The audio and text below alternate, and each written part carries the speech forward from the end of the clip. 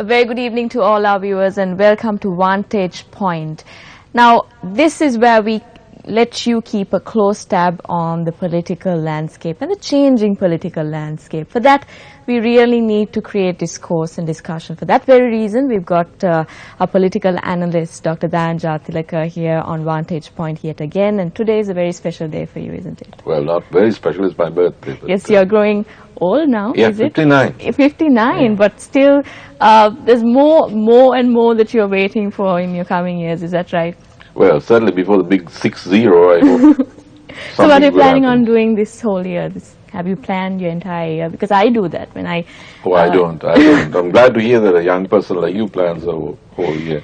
I'll be looking at the implementation of the Geneva Resolution and the new constitution. That's going to be my focus for the year in terms of work, my media work.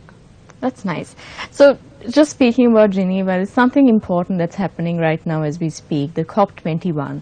And President touched down in Paris, in France, in order to, really bring out the fact that Sri Lanka is interested in cutting down carbon emission. And he spoke about how he will not compromise national security during one of the sideline meetings and when he met with the immigrants there.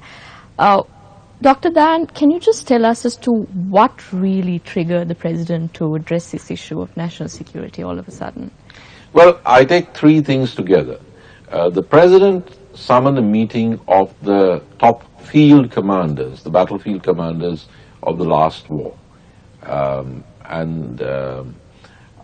He's well within his constitutional rights to do so because he's the Minister of Defense, and the commanders, those field commanders, have to meet him when he summons them.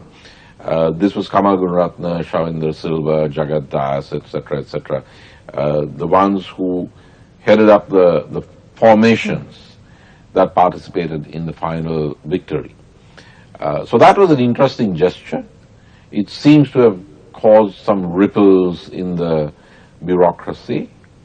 The other thing was the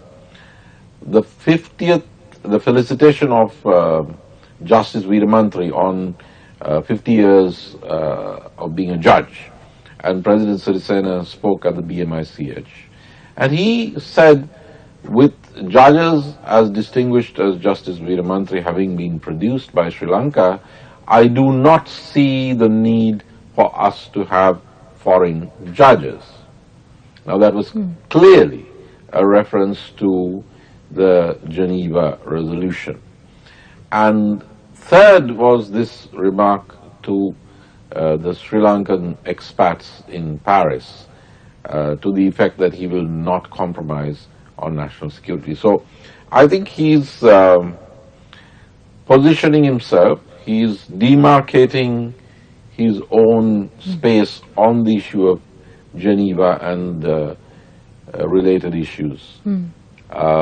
He's obviously not going to adopt the same policy as his predecessor, but he does seem to have reservations about the full-blooded implementation of the Geneva Resolution because the Foreign Minister committed Sri Lanka, the Foreign Minister and the Prime Minister, committed Sri Lanka to the Geneva Resolution by co-sponsorship without even a discussion in the cabinet. So President Sirisena is sounding like he's not going to be stampeded into endorsing the full implementation of the Geneva Resolution. He's also been meeting the other parties at the All-Parties Conference, which he convened. So that's a kind of a parallel track on the implementation of the Geneva Resolution. But it really contradicts what the Foreign Minister said in Geneva. So do you think this is going to create more rifts within the coalition government? Is it going to be a problem? Is it going to reflect in what implementation measures we are going to take in terms of the UN recommendations? Well, it doesn't have to lead to a rift if there can be a consensus at the All-Parties Conference and if nobody rocks the boat. I think that you can have a satisfactory... Do you see them having some sort of a consensus right at this moment? Because it seems like they're not agreeing on certain stances. They don't agree. Even at the All Parties Conference, Minister Samarveera took a hard line and said, look, we've agreed to this, we just have to go along, it's only a question of working out the modalities. And that was robustly rebutted by Dinesh Gunawardena, supported by Professor Tisavitarana. And President Sirisena concluded that session of the APC saying, let us proceed on the basis of our common agreements, but also taking into account our common disagreements. He used the term podu virodhata. So there are things that we are all opposed to, but there are things that we agree on. Let's proceed taking both these categories into account. So I think he's trying to find his way through, but there are profound disagreements at the moment. I would say it's a three-way split, and the president is in the middle of the triangle. The three corners of the triangle are the Prime Minister and the Foreign Minister, who say that we have no choice but to implement the Geneva Resolution as is, and they think it's a good thing, not a bad thing. Then there's Dinesh Gunawardena, Tisavitarana, and perhaps most of the opposition parties, which feel that something has to be done. It should not be the Geneva Resolution, but the Paranagama report, the LLRC, and the Udalagama report provide a basis for moving forward. In other words, yes, accountability has to be addressed, but without a foreign component. Move forward on the Paranagama, Udalagama, LLRC track.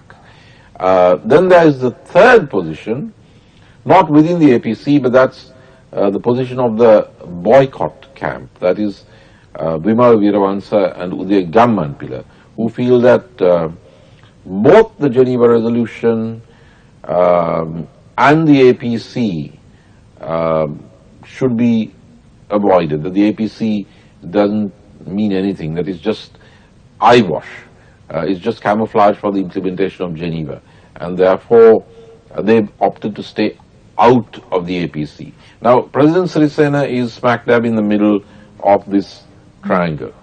So didn't they think this through when they agreed to co-sponsor the resolution? So do you think there was very little discussion between the President and the Prime Minister? Yes, yes. So it kind of reflects... I don't think the President knew or agreed, because the President was in New York. And if the President had agreed, there would be no need for an APC. The APC is because the President is trying to find a way.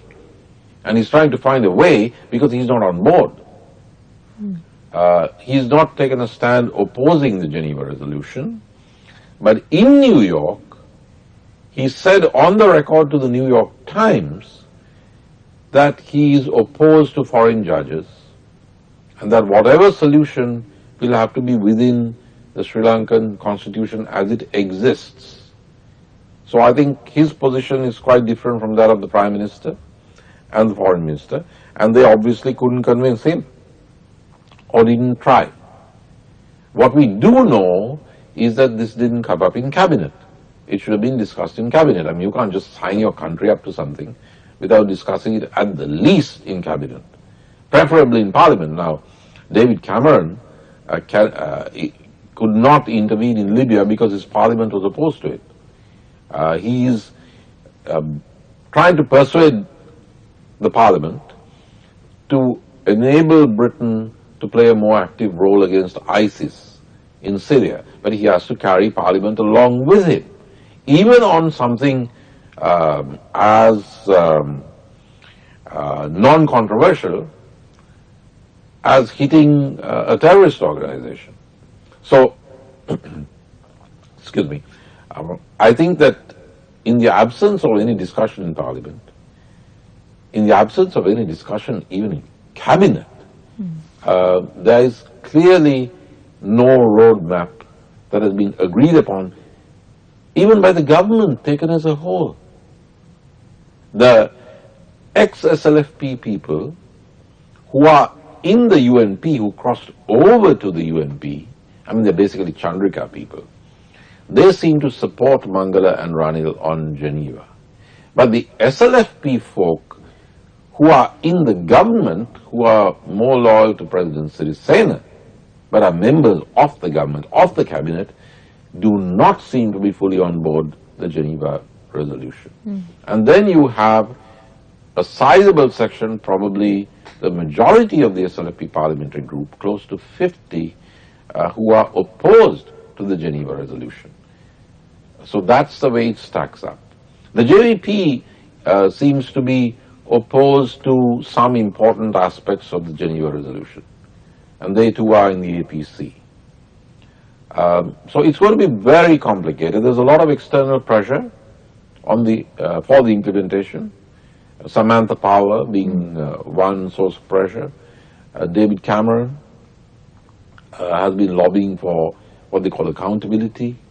The UN, the Office of the High Commissioner, had a team down here, according to the Sunday Observer and the Sunday Times. High Commissioner Zaid Al Hussein is due in February. So there's a big Western and external push for implementation, but there is confusion and resistance locally. Now, speaking about support from the international arena, Sri Lanka has for some time been an introvert country, at least for a few years. And now all of a sudden we want to be an extrovert country, and there's a lot of criticism that appears to be in the local context. But my question is, why is there so much of criticism when Sri Lankan government wants to be an extrovert country in order to lobby support from the international arena? Well, that's an interesting distinction, I mean, between extrovert and introvert countries. I'm not sure that it's correct to say that Sri Lanka was an introvert country. Now, North Korea is an introvert country. Now, let me tell you why I don't think so. I saw some interesting news items last week about Australia, which is, of course, a very extroverted country. And the two news items that caught my attention, one was that the currency that is doing best in the world, that it's wisest to buy or invest in, is the Australian dollar. So that's good news for those of us who have Australian dollars. The other piece of news is that Australia, which is very much part of the Western Alliance, the Western world, is very much a first world country. Australia has signed a deal with China in which the port of Darwin, which is a well-known port, has been given on a 99-year lease to China. Now, we are not talking about a strictly Asian country. It's an Asia-Pacific country, but a country which is very much part of the West. Now, Australia is tying up with China, and is doing so not because it shares the ideology of the Chinese Communist Party, but because that's the smart thing to do. And there is a link between Australia's economic relationship with China and the strength of the Australian dollar. Now, what did Sri Lanka do in this so-called extroverted period under the new government? It distanced itself from China, the country with which a very successful, prosperous Australia is getting closer to, and getting closer to the extent of a 99-year lease of one of its ports to China. So I would say that Sri Lanka was extroverted, but it was looking east. It's not only China, it was also Japan. Japan was one of our major economic players under the previous administration. And Japan was also invited to send military ships through Sri Lanka by President Rajapaksa. It's not only Prime Minister Wickremesinghe. So I would say that we were extroverted then under the previous government, but to some it looked like it was introverted because it was looking east rather than looking west. But it seems to make a lot of sense these days to look east. Even Britain is doing that. We saw the visit of Xi Jinping and the red carpet rolled out for him by David Cameron. So I think it's misplaced as a criticism. I think this government is extroverted towards the West and towards India. The previous government was extroverted towards, in the first term of President Rajapaksa, well, basically towards the third world and India. That foreign policy was right. But in the second term, it narrowed, and it was looking much more towards the East and only the East. That was a mistake, but it was still not introverted. One could criticize the present government for being introverted towards the East, because there's the relationship with China is now rather cool, and that doesn't make much sense in economic terms. If the relationship hadn't cooled off, if, for instance, we had the same relationship that the Australians and the British are cultivating with the Chinese, maybe Mr. Ravi Karunanaka would have a much nicer budget and he wouldn't be facing a no-confidence motion. So I would dispute this. I don't think we were introverted. I think we were looking east, and I don't think we are any more extroverted now than we were earlier, except that we are looking west. And looking west doesn't necessarily mean we are extroverted, and looking east doesn't necessarily mean we are introverted. But I think the present government should look east, just as the previous government should have also looked west and south. It did look south in the first Rajapaksa term, towards the global south. Then it stopped, and it started looking only east. So I think we haven't had what we should have, which is an omnidirectional, a truly omnidirectional foreign policy of the sort we had when our foreign policy was run by Lakshman. And since you brought up about the no confidence motion against Minister Ravi Karunanaka, you even said that this happened right after the budget. Yeah. Now, this is not the first instance a no confidence motion was being, brought against the minister. This is not the first Earlier instance. this year, right? Earlier this year. So, which means, do you think the opposition is trying to find an excuse to bring a no confidence motion against the minister, or is it just a legit criticism they have against him? Well, I mean, if they were bringing a no-confidence motion, I would have thought they'd start with Mangala Samaraveera, because it's far more serious than getting figures wrong.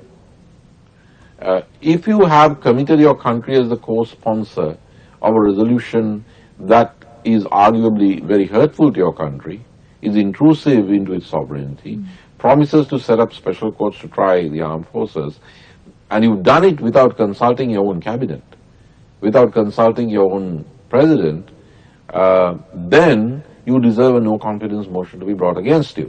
So I'm a little surprised that the opposition has started on Ravi Karunanaka rather than Mangala Samaraveera, but it's Sri Lankan politics, strange place. Well, Sri Lanka has shown this unprecedented interest to cut carbon emission. Right now, our per capita emission of carbon is not that much. We don't have that big a carbon footprint. So do you think it's important for us to focus on aspects that really doesn't need that much of attention, but rather than show a lot of interest to things that's happening in the country, like the human-elephant conflict that is growing, and people's lands being encroached upon by the elephants, or vice versa? So what would you Well, certainly we have very serious environmental problems domestically. And yes, I mean, we aren't a major offender when it comes to carbon emissions. I would suppose that this is an example of bandwagoning. I mean, we've now got on the wagon of cutting back on carbon emissions. I think we should have a far more serious Sri Lankan-centric environmental policy. I mean, I'm glad that we are conscious of international environmental issues, but I suspect that since this is not a major problem for us or by us, I suspect it's far more joining the bandwagon. Just moving back to one of our earlier questions.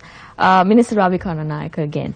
He delivered what is perhaps described the most longest budget reading in history. Dr. Van, does this really reflect the new government's need for a greater economy, or does it really say that the plan is very murky, that they're not very much sure where exactly to settle down with, which aspect to focus on? Could you please tell your... Well, my criticism of the budget, or rather my critical observations of the budget, are very different from that of the opposition. The opposition, especially the joint opposition, that's the pro-Mahinda Rajapaksa opposition, really, seems to be in the old UNP versus SLFP mindset. And they are criticizing the budget on the basis that the policies of the SLFP have not been adhered to. Now, it's fairly clear what they're trying to do. They're trying to embarrass or appeal to their SLFP counterparts who are in the government, who are part of the government, and they're saying, look, guys, this budget has nothing to do with what you and we have stood for. Now, that's fine, but that's playing politics. I think that takes us away from what I find most shocking about this budget. It's not that it goes against the SLFP policies, which it shouldn't, because it's a national unity government. What I'm shocked by is that it goes against UNP policies. Now, I say that with reason. On a number of issues, the economic policy of this government, or the UNP component of this government, because the SLP doesn't seem to have been a component in decision making, this budget goes way away from the path that the United National Party had trod under successive leaders. This present UNP government is doing what the UNP never dared do, with good reason, under any leader before. It's a complete deviation from, I might even say, a complete rupture with the economic philosophy of the United National Party, and I'll tell you why. Let's start with something small and then go on to the bigger ones. The free school uniforms program. That's not an SLFP program. That's President Premadasa's program. I was associated with President Premadasa during his entire presidency, so I remember this very well. He got the textiles free from China, a China that the present UNP is not very friendly towards. And he gave those to every school child. Now, scrapping that program is scrapping a program of a UNP president, Rana Singha Premadasa. Let's start with that, and let's look at everything else. I mean the major issues. Foreign private companies are to be allowed to lease plantation lands for 50 years.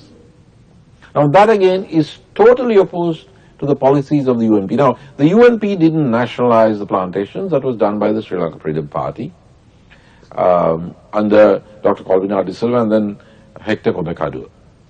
But President Jayawardena didn't touch the ownership of those plantations. He could have. He didn't. The reason he didn't is that those were the commanding heights of the Sri Lankan economy.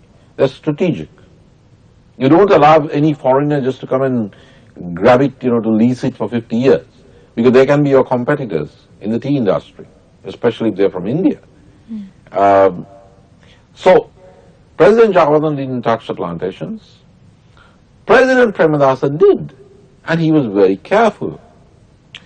He allowed private Sri Lankan firms management contracts of state-owned plantations for a limited period of 5 years each. Now, there was a reason. President Premadasa could have said, hey, why not lease the whole lot out to foreigners? He didn't want foreigners owning or having long leases of our plantations. They stayed in state hands, and only management was privatized, and that too not to foreign companies, but to local companies, and that too for a limited period of 5 years. So, what this budget seeks to do, they say that fools rush in where angels fear to tread. This budget rushes in where no UNP government, however powerful, for instance, President Jawadana, with a 5-6 majority, however powerful, never tried. That was the reason they didn't. I mean, you had a brilliant foreign minister like Ronnie DeMel, who himself was a plantation owner. But they didn't try to undo or undermine the land reform. Because, I mean, you could have tiger black money coming in. You could have hostile elements taking 50-year leases of your plantations. You could have competitors within the tea industry from other countries leasing your plantations and then basically ruining them. It's very unwise. Then let's take another aspect of the budget. The extensive privatization that is planned. The state sector enterprises are being bundled up, tied up in under a certain authority. Then another tier of partly state-owned enterprises are going to be put on the market, and these are mostly profitable ones like Lanka hospitals, Water's Edge, etc., etc. Now, there's no logic in that, because you privatize something if it's not making a profit. If it's making a profit, then it's bringing in revenue into the government coffers, so you keep it the way it is. As the Americans say, if it ain't broke, don't fix it. So why are profitable enterprises in which the state has a stake, why are they going to be auctioned off? And why would you want to bundle all the state enterprises? It's one thing to change the management, make it more profitable, turn it around, and undertake selective privatization. Again, under President Premadasa, there was a policy called peopleization, where a percentage of the ownership of state enterprises was sold to the employees. But this is a radical privatization that is planned. And I remember President Jawadana being asked, I think we discussed this, you asked a question about our constitution, the Democratic Socialist Republic. One of the reasons, and I thought he was trying to compete with the SLFP, but one of the reasons that he gave in his defense is, he said, look at my economy. 60% of my economy is under state control. And I remember the young, very bright leader of the Liberal Party, Dr. Chanaka Amaratunga, the late Dr. Chanaka Amaratunga, criticizing the UNP precisely on that point. He said, you know, this is not really a pre-market economy, because 60% of the economy under Chair Jawadana is in state hands. The Mahab Valley project, that's entirely state. So, President Jawadana and President Premadasa had an understanding of a multi-sector economy in which the state owned certain things. Some things were owned by the state but managed for a limited time by the private sector. The commanding heights of the state were never given over to foreigners, were never opened up to foreigners. The private sector was strictly local.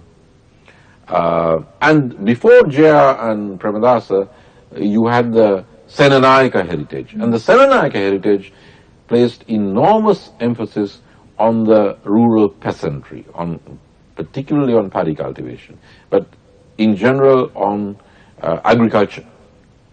And part of the UNP philosophy was that we should be self-sufficient in food. The SLFP believed the same thing. The UNP had the Grow More Food, the Green Revolution. The SLFP had the Grow More Food campaign.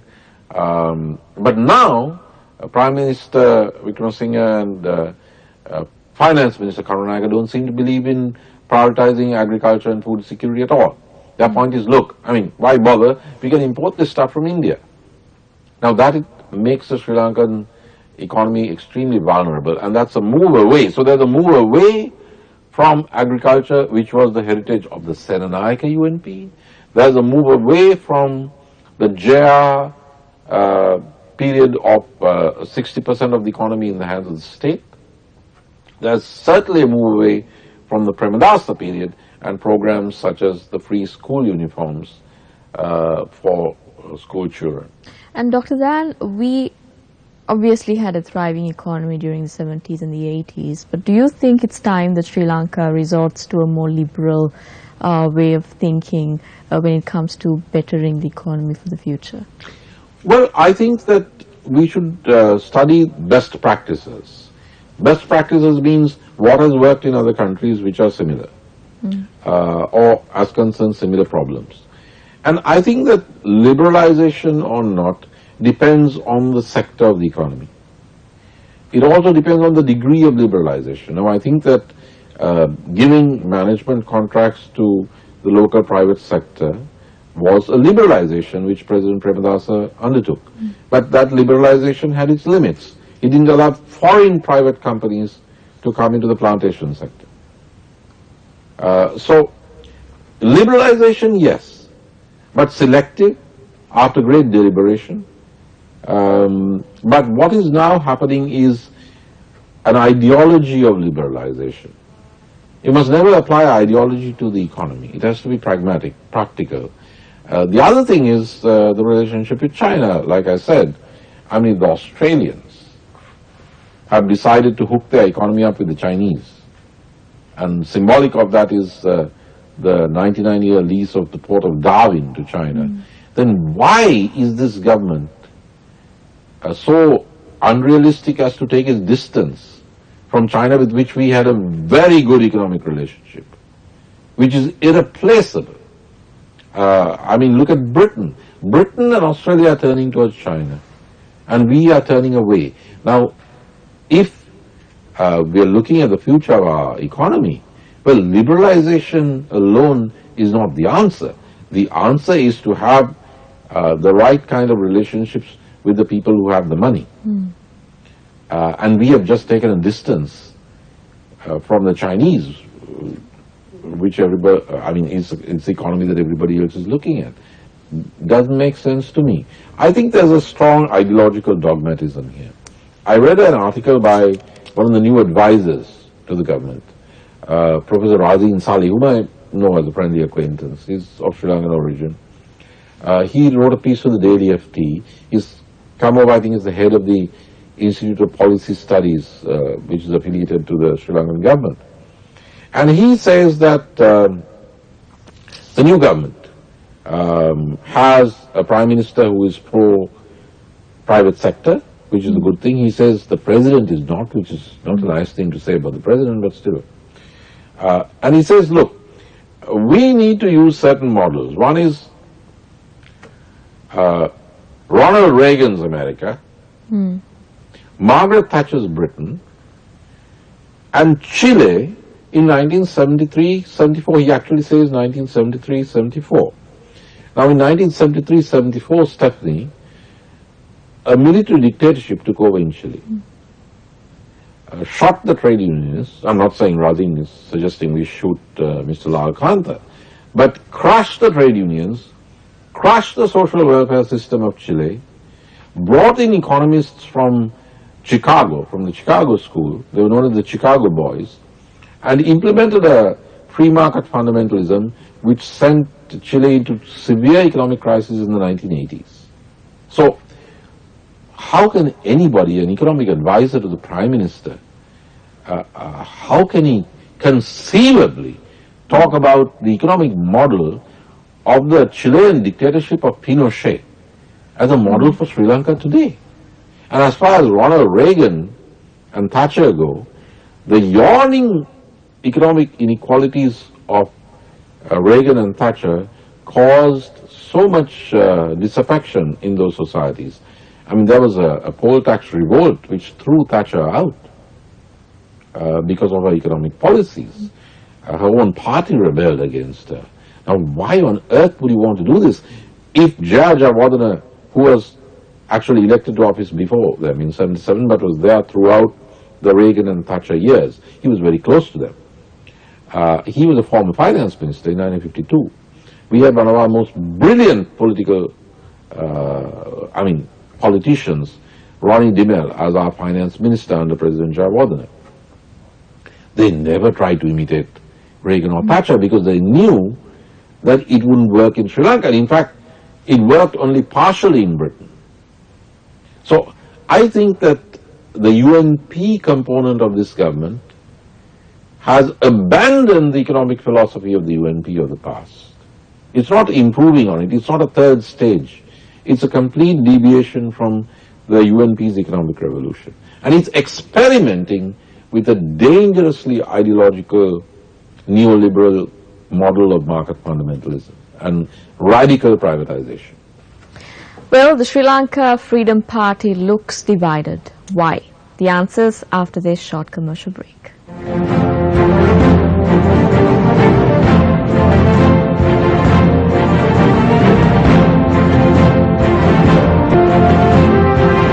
Right before the break, I posed a question saying, SLFP looks divided. Why do you think they look divided right now? Because it's not the first instance they've had this. They had this division earlier as well. Do you think this is an attempt to do something in the future? No, I think it's a natural consequence. It's a consequence of two things. One, it's a consequence of the SLFP being cajoled or coerced into a coalition with the UNP without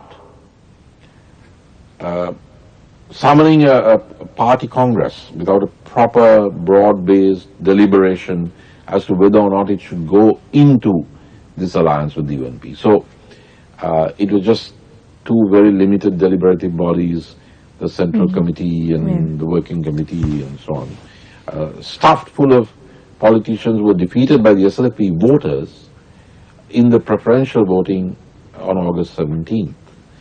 So they've not been able to legitimately carry their message down to the SLFP grassroots.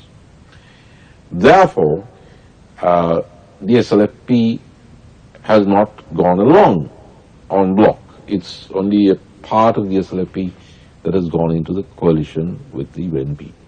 So that's one reason. The SLFP is traditionally the opponent of the UNP. There's another reason, Stephanie. Now, the first reason was the obvious one. The second reason is what I was referring to when I was responding to you on the budget.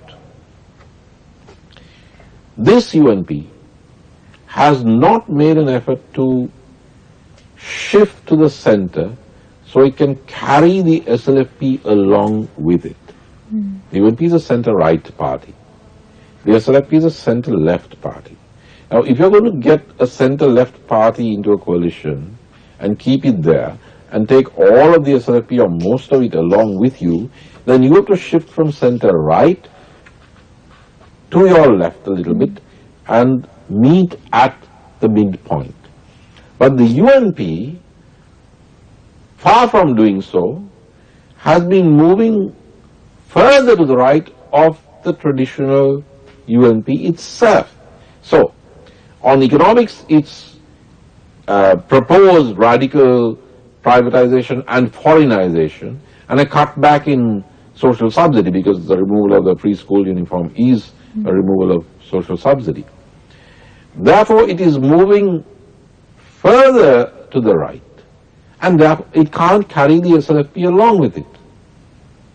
It's giving a lot of ammunition to those in the SLFP who are basically with Mahinda Rajapaksa and who are criticizing their comrades who are in the government. Now, if you want a coalition to work, then you must not give your coalition partners, rivals, ammunition by what you do. You should help your friends to help themselves. Instead, you not only have this shock therapy in the budget, no self-respecting SLFP can agree to this kind of amalgamation of the EPF and ETF and so on, putting the whole thing onto the stock market, which is a gamble. I mean, why should the SLFP? So you've got that. And then you've got Geneva. Now, that again is a beautiful target. The UNP has just made itself a big target for the SLFP's, call it left wing, nationalist wing, I don't know, radicals, pro-MR wing, whatever, dissidents. It's a huge target because you've got this juicy budget to attack. And worse still, you have this very controversial Geneva resolution which the government has signed on to without even discussing in cabinet, which proposes to set up special courts, special laws, foreign judges and so on and so forth. So, what happens to the poor SLFP guys who are in the government? They've got their cars and whatever, but politically they are caught in a jam. Now, the SLFP is actually has three streams.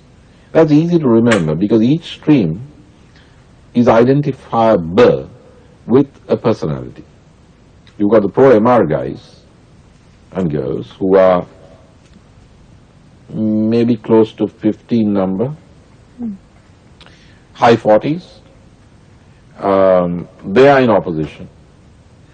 Then you've got the ones who are officially SLFP and in government. They seem to be pro-President Sirisena. And then there are the ex-SLFP people who are who joined the UNP, who crossed over the last time. And they are co-thinkers or followers of former President Kumaratunga. So, you've actually got these three streams. And then there's the UNP. I don't know what's going on in the UNP. I'm told there's discontent, but I don't know. But you have to draw a distinction between, say, Rajita and so on. These are ex-SLFP people who have come into the UNP or come back into the UNP, Champika, Ranavaka, JHU, and Green. These are aquamarine, I mean, as I've said before.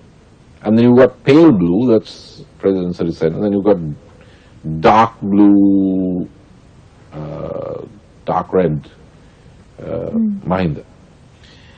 Now, the guys in the middle are the pale blue ones, President Sirisena's. They are being squeezed.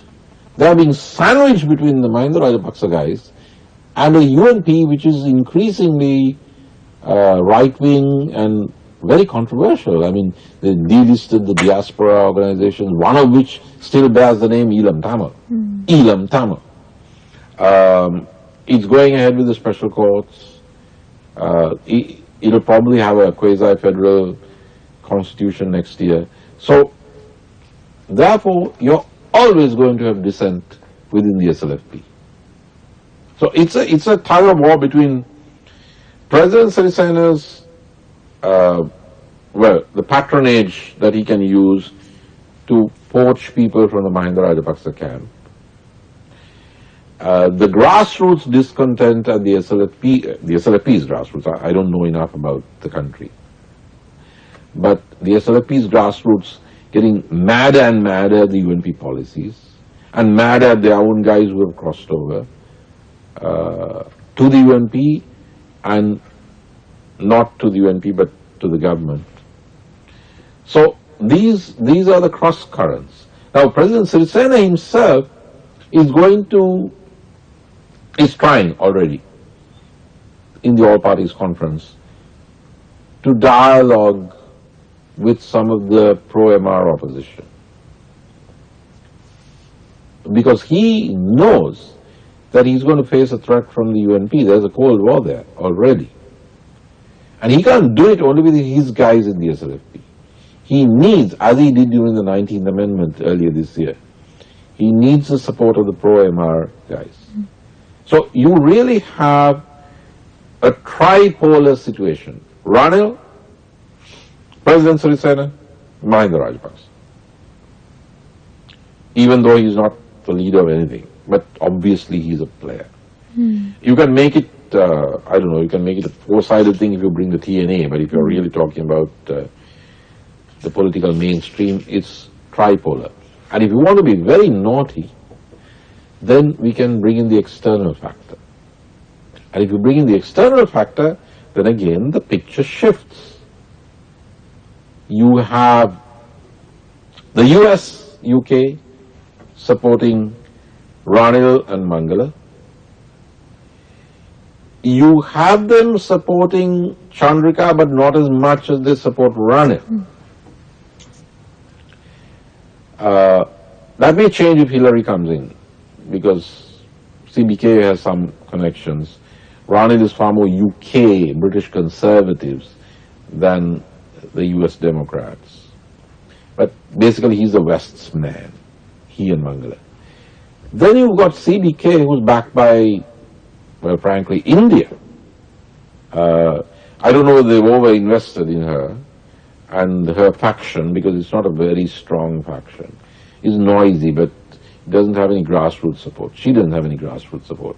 But she's embedded in the new power structure. She's in charge of reconciliation, which means the North-South relationship, which is of the greatest importance to India, politically and economically.